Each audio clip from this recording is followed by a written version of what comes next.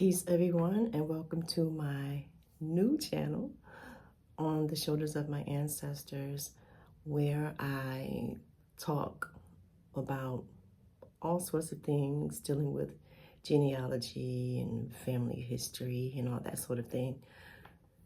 For any of you who know me, you probably know me for other types of work, but actually genealogy has been something I've been very heavily into for many, many years. And I decided to finally just sort of bring it to the forefront.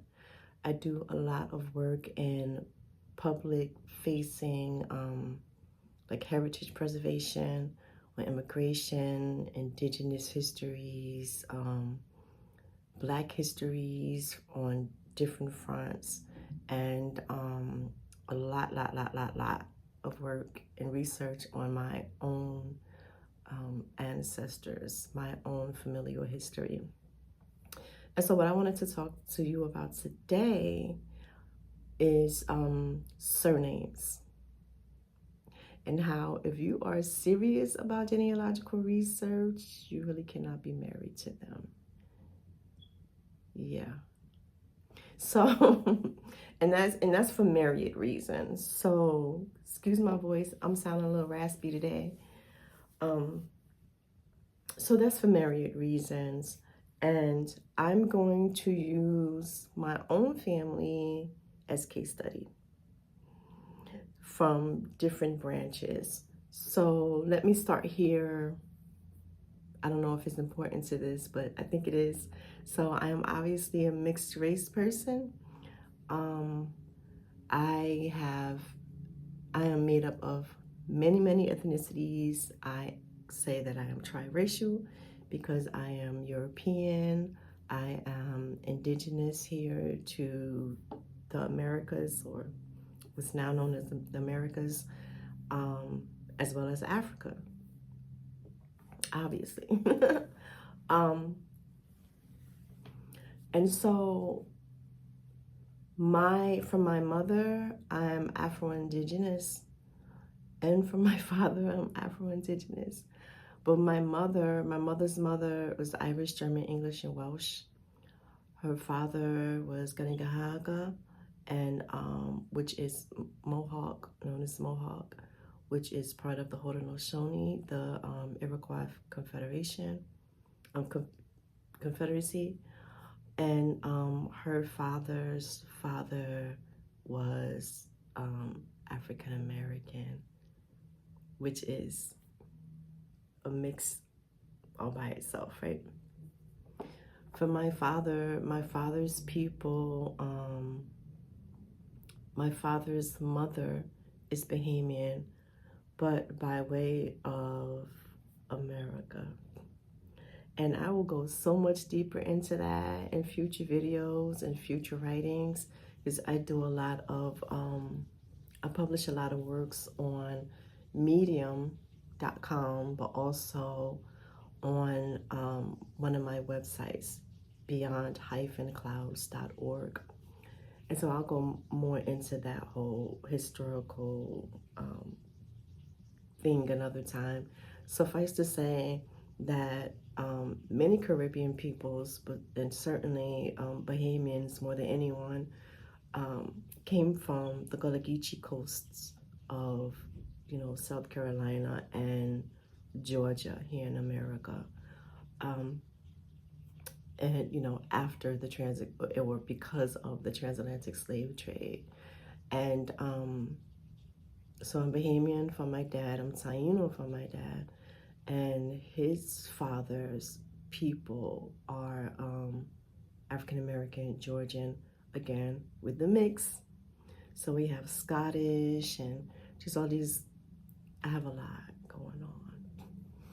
My second great grandmother was biracial. Her mother having been an enslaved person here in this country. And again, a whole long story that we can get into, that I will get into, inshallah, another time. But for now, moving on to the purpose of this video. So my father did not know who his father was. My father died at the age of 74, and he did not know who his father was. The reason being, his mother, my grandmother Gloria, was of the first generation in my family, the first generation of Bahamians in my family to be born here in the States.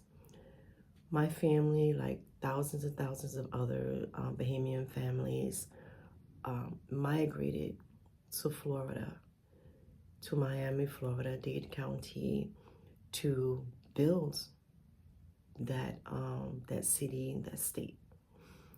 And so my grandmother and my grandfather, which I'll get to in a minute, how I know this with my father not knowing who his father was. But my grandfather and my grandmother, they met some sort of a way, had a relationship, made my dad. And then when my father was 3 years old, my grandmother relocated to New Jersey to start a life there, because many of her brother had already relocated north. Many of her uncles had, come north. Her cousins had come north. And so that's what she did. So, to start a better way of life for her and my dad. And her older son from her marriage, which at that point was estranged, stayed behind in Miami to be taken care of by some of the elder relatives and friends down there, while my grandmother came north with my father. And my grandmother and others that she traveled north with, they got work as migrant workers. So my family on all sides actually were farmers. So my indigenous family, my European family, the Irish, they had a farm in New Jersey, in what is now a very bougie, very wealthy town, Maplewood. My family used to have a farm there before it like popped off, when it was still rural. My Bahamian family, my father's paternal line, everybody was farmers back then. And so, my grandmother, that's what she did on her way up to New Jersey, which is where I was born and raised. So, my grandmother Gloria had been married very young, in her late teens, and had a son. And she and her husband, Mr. Cecil, they did not work out. But her name had been changed from her maiden name of Cornelius to Thompson. And so lots of people back then, including today still, just they're separated. They know they're not together, so they don't really care what the government has to say about it. And for whatever reason, whether it was proximity to the ex or money or who knows, I don't know all those nuances. But for whatever reason, my grandmother kept her married name. And so her subsequent children, 2 sons, my father and my uncle Shahid, have the Thompson last name. So they wear the name of a family that they actually do not belong to. So, getting into the whole surname, how you cannot be married to whatever surname you think someone has. So, of course, if and when Mr. Cecil's descendants come looking for him, and they're looking for the Thompson name, and they find my father or his brother, Shahid, there's going to be a problem there.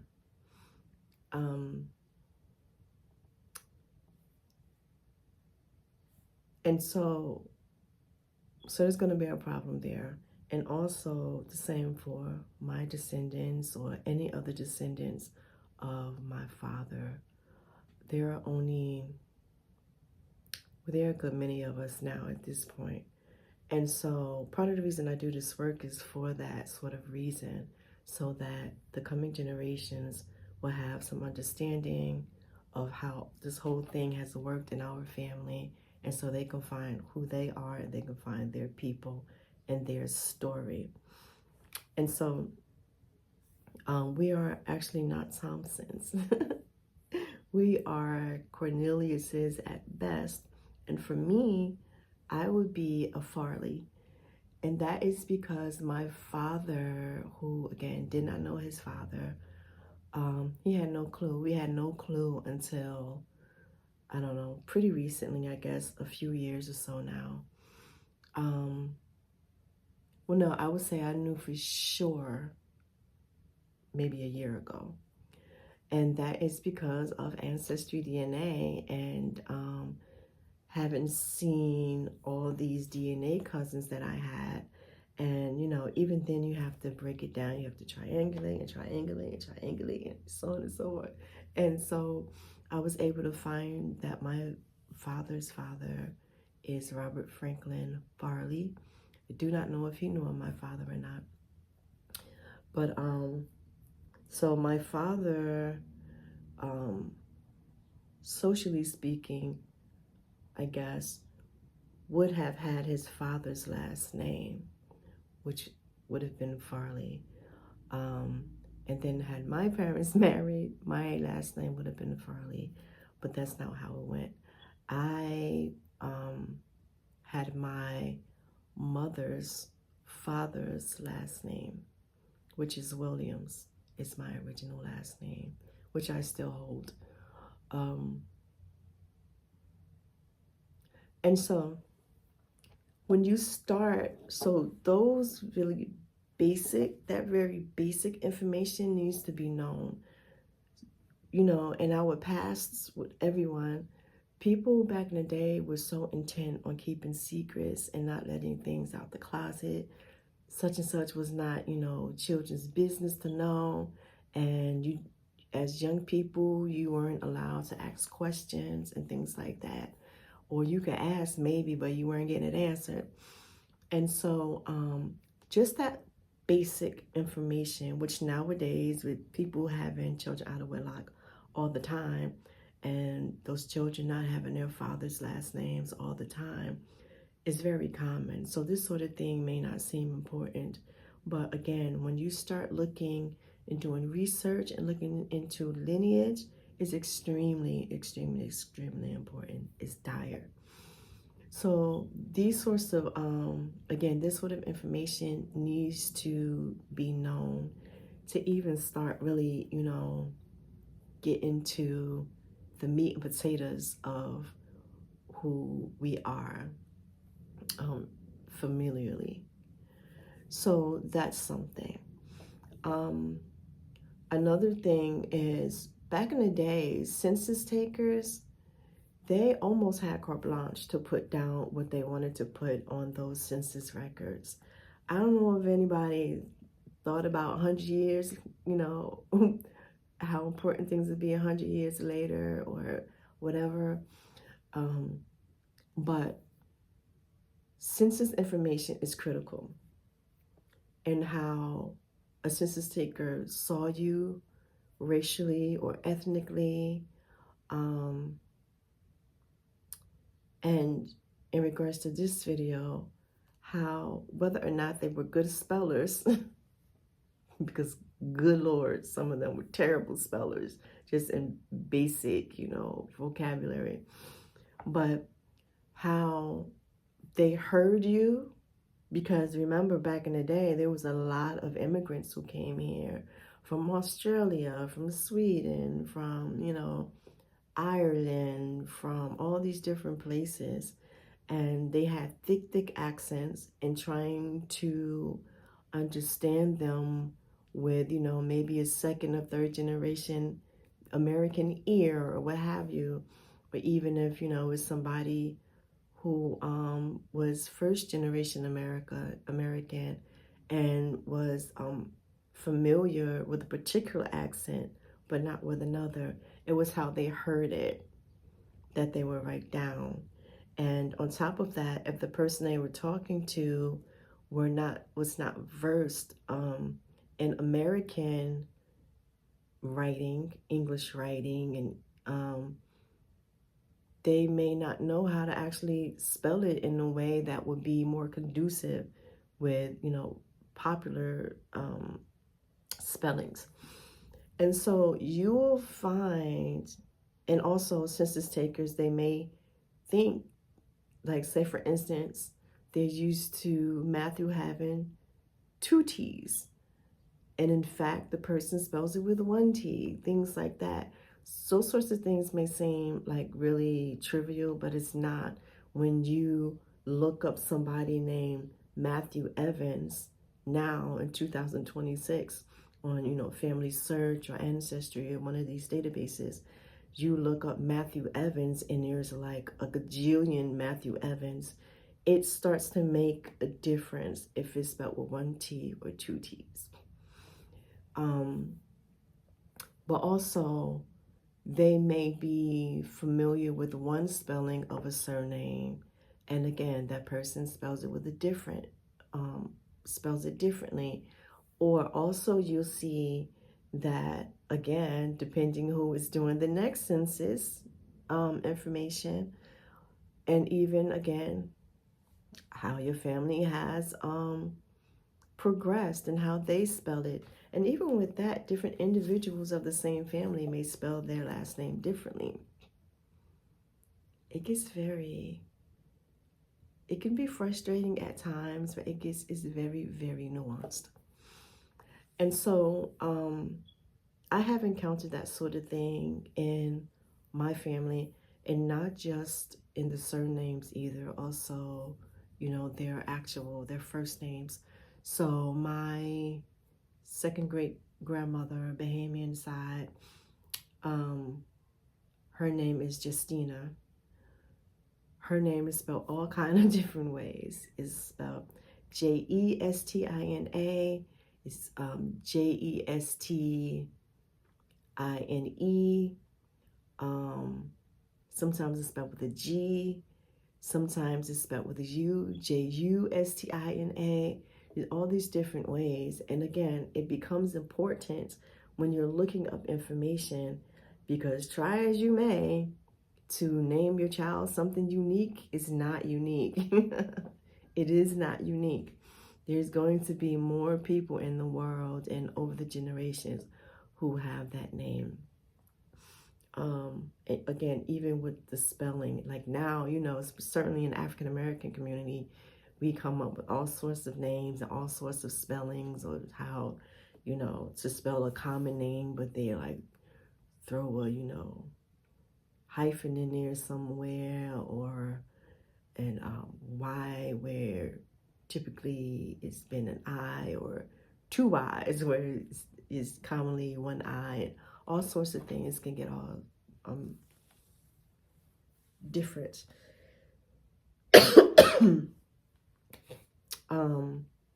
And so you see those things very often with surnames. So one name that comes to mind to me, which you always see so differently in historical documentation, is the name Ferguson. Oh my Lord. I don't know how many different ways I have seen the name Ferguson spelled in archival records. It's like all over the place. Also talking again about how your surname can change with how a census taker or a professional hears it. So my family, one of the surnames in my family, my Bahamian line, is Chisholm, Chisolm. But when my Uncle Bob, who is actually my cousin, my third cousin, and just for a quick note, my Uncle Bob, he was an elder, so we called him Uncle. My Uncle Bob and my grandmother Gloria, Uncle Bob's mother Laura, and grandmother Gloria's father Henry were twins. So Gloria and Bob were actually first cousins.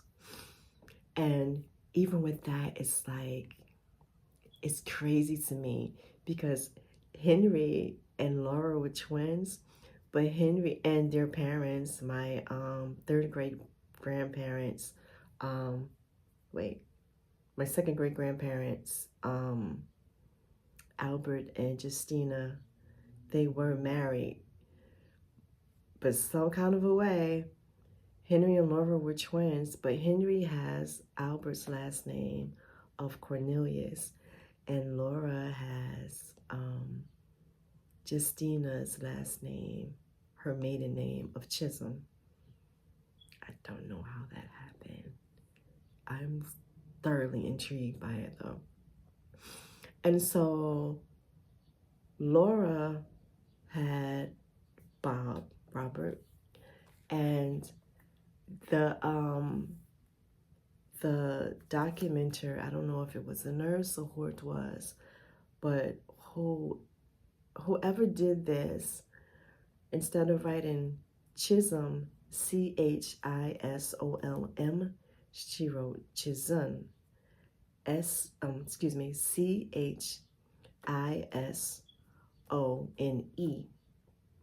But to take it a step further, because this is how we rock, my uncle did not refer to his last name as Chisholm.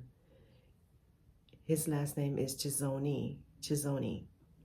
And so all of his descendants, he had a few children. All of his descendants, if they come looking for their dad, for their grandfather, they're going to be following this surname, Chisone. But they're going to very quickly hit a brick wall because there were no Chisones before that note taker screwed up the last name. So yeah. So that happened. Again, with my my paternal lineage had this information not come to us, my descendants could have very well have been following a incorrect line, following the Thompson name, because again, my father's father is not Cecil Thompson. So they could have been following that whole thing and saying like, well, yeah, they're from Bahamian, from the Bahamas, they're Bahamian. Of course this is him, And in fact, it's not. Those are not our people. I think there was something else I wanted to point out too. Oh, even with me. So my name, I changed my name for religious purposes, for personal purposes. So my surname is now Williams Ansari. And so again, people see a hyphenated name on a woman and they automatically think, oh, that was her husband. She took her husband's last name, which I did not. I do not believe in taking a man's last name. But that's not the case. So somewhere down the line, with my grandchildren or great-grandchildren who may not really know much, they could very well go down this rabbit hole trying to find who is this Ansari guy who grandma was married to, and that's not the case. Likewise, they can go down a rabbit hole looking for Williams, or her last name was Williams. She likely has her father's last name, and again, that's not the case. And even if they were to bypass the Williams side, my mother's side, and go to, the Thompson side, again, it would still take them down a very unrecognizable path to our history, our spirits, what have you. Now let's take this even further to the whole idea that we as indigenous people and as descendants of African people have these very, very European surnames in the first place. So let's not forget that we're going to hit a brick wall at some point anyway, because these are not actually our familial names. These are names that we developed and forcibly initially had to embrace, but it is our familial connection. I'll be honest, I don't necessarily like having the last name Williams because I know the history of it. However, that is my connection to my people within the last, few hundred years. And so in that regard, I embrace it because it is who I am. But considering that we have hundreds of ancestors on all sides, that we still would never really know who we are so far as individual people. And that would be so even if there had never been any colonization or, transatlantic slave trade, no indigenous slave trade, no, none of this. But of course, it would come with a whole different, I think, more beautiful reality. But there is still much beauty in what we do have, and I'm ever appreciative to Creator for, guiding me and allowing me to, or calling me to be part of this sort of work. And you. But those are some things that I know when I stop this, I might have to do a part 2 because I did not write anything down to stay focused. So I'm sure more things are going to come to mind.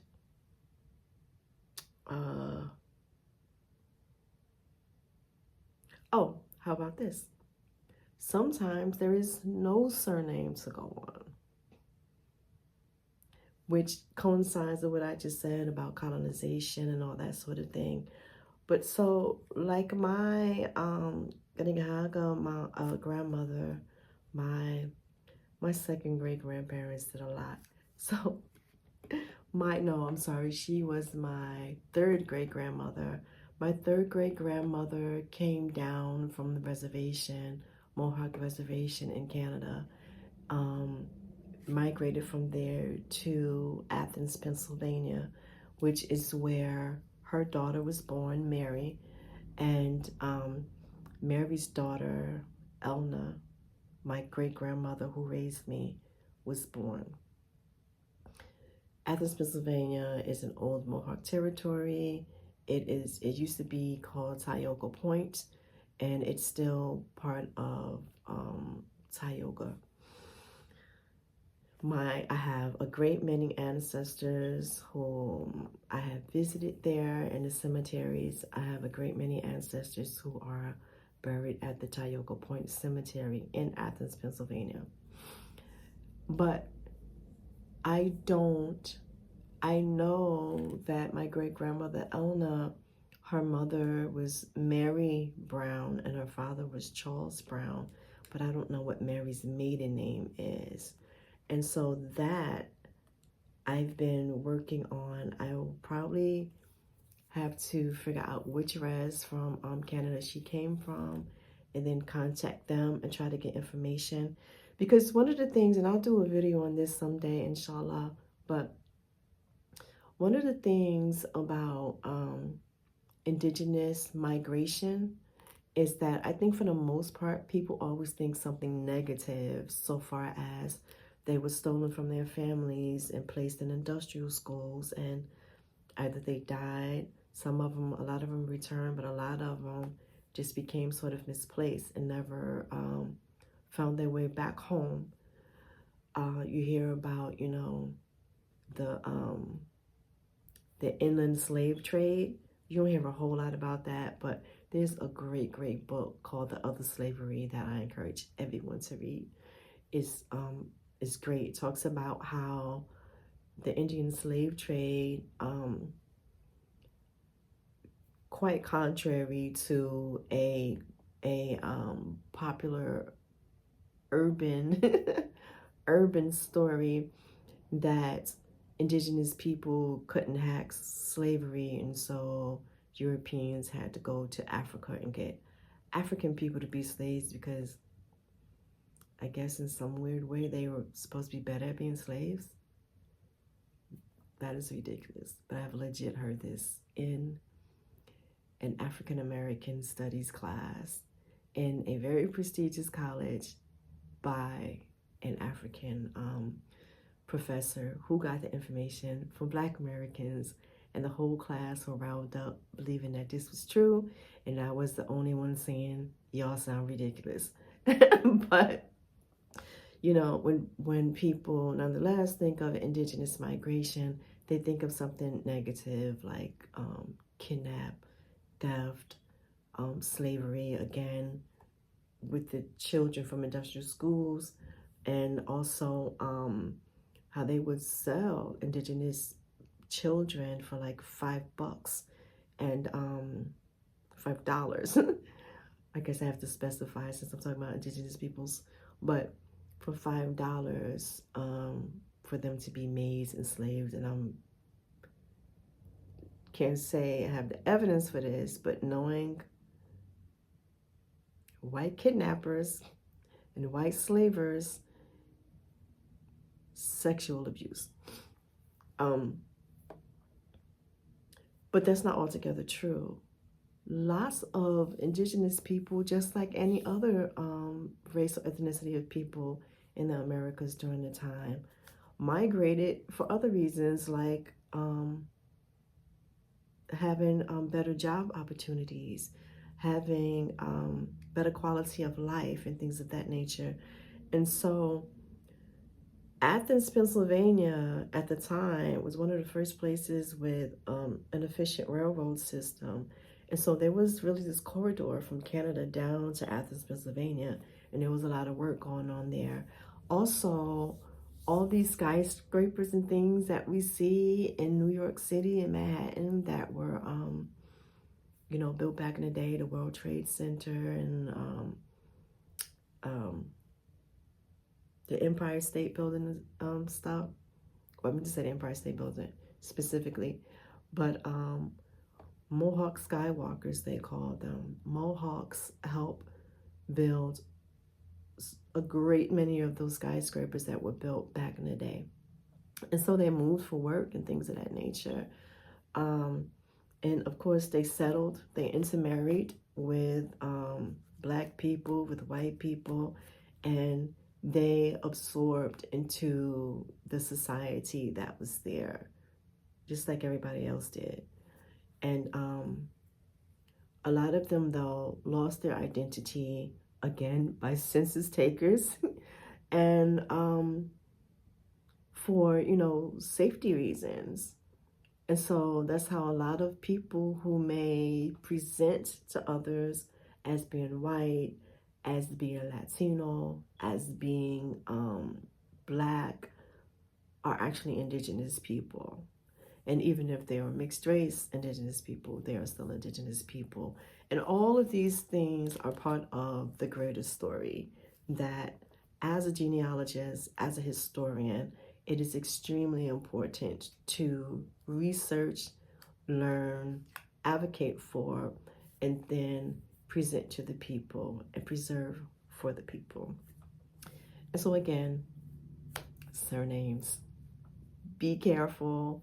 Don't just take everything at its face value, and really do your due diligence if serious work is what you are out to do. So with that being said, I'm going to end this video now because it's gotten a little long, and look out for more. Peace.